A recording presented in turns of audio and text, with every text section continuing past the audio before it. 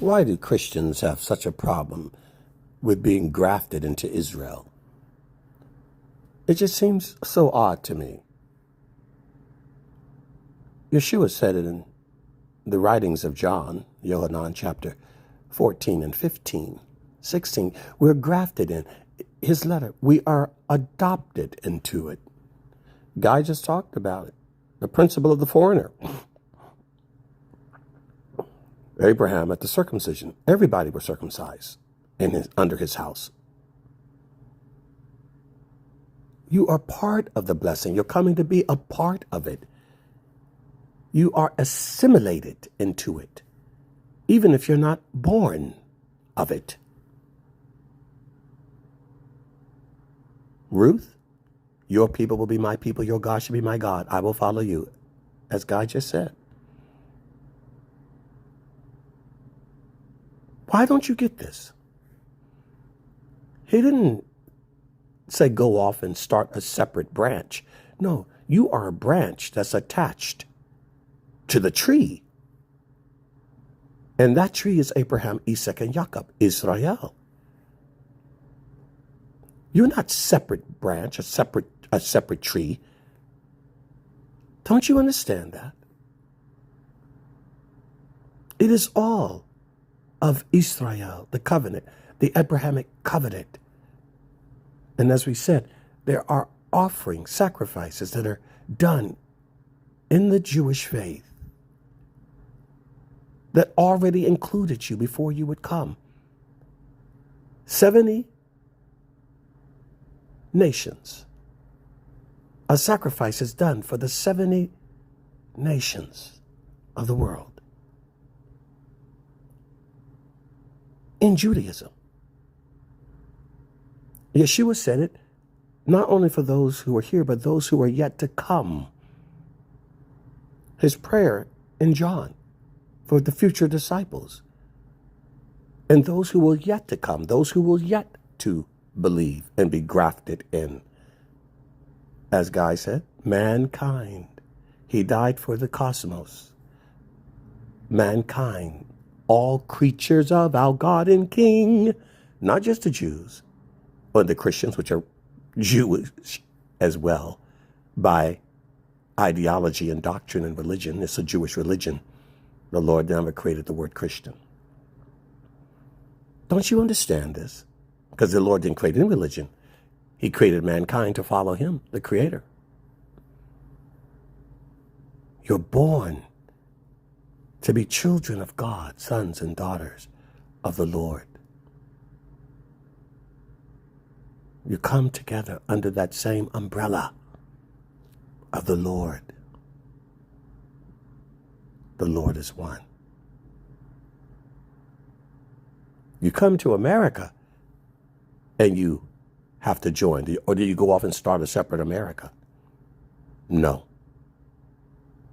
Are there a bunch of different United States of Americas? No.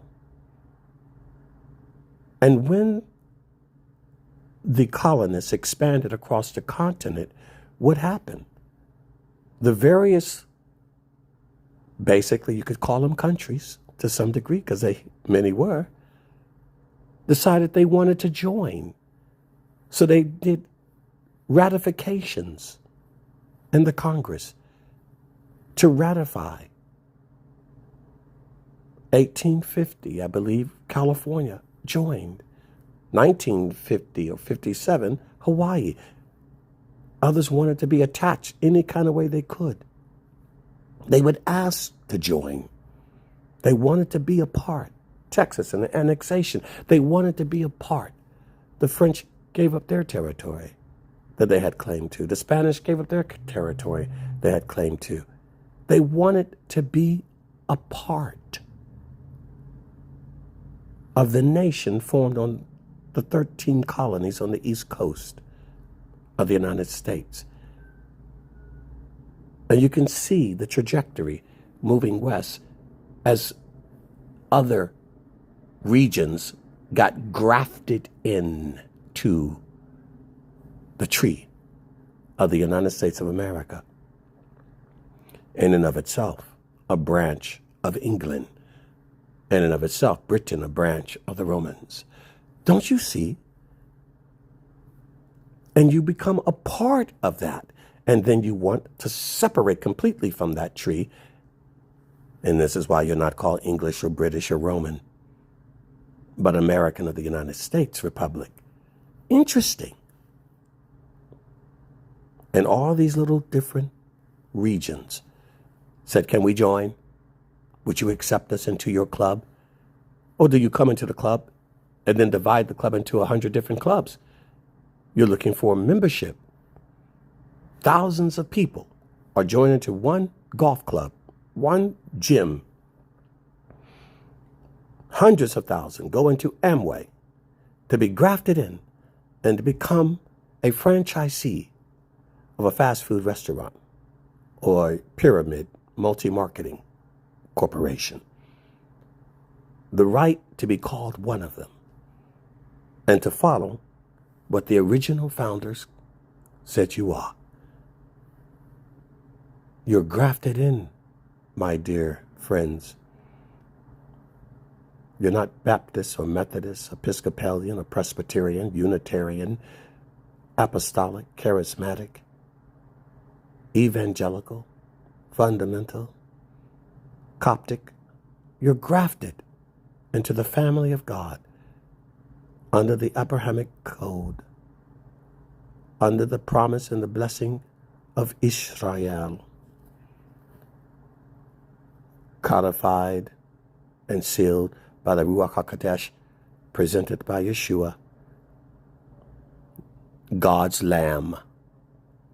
Behold, God's Lamb, who will take away the sins of the world. That's what he came for. He came to be the Lamb. Nobody crucified him. He laid down his life. They were exercising what he came for, and they played their role.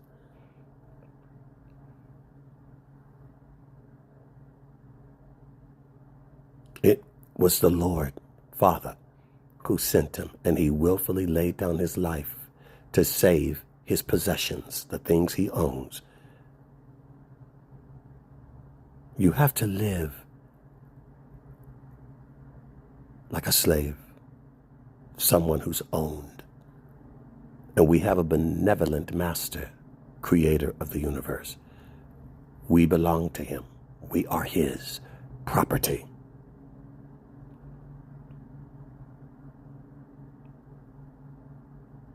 You're not supposed to be a renter. And God definitely does not rent where he owns. He's the owner. And he takes care of his property. And he redeems his property. And he renovates his property. And he saves his property.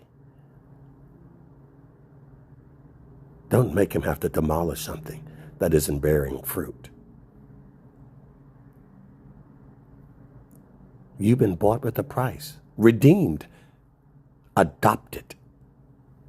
Now he puts his banner of love over us, that all nations will come before him and call him Lord.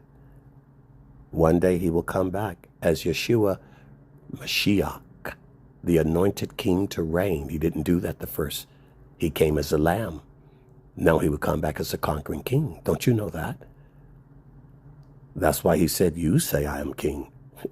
I'm actually lamb. I will manifest my kingdom. If my kingdom was of this world, would my servants be fighting? No, no, no. I'm not taking credit for this. Oh, no. You'll see what my kingdom looks like when I come back, riding on the clouds to execute judgment upon the earth. When the trumpet of the Lord shall sound. Get ready for part 2.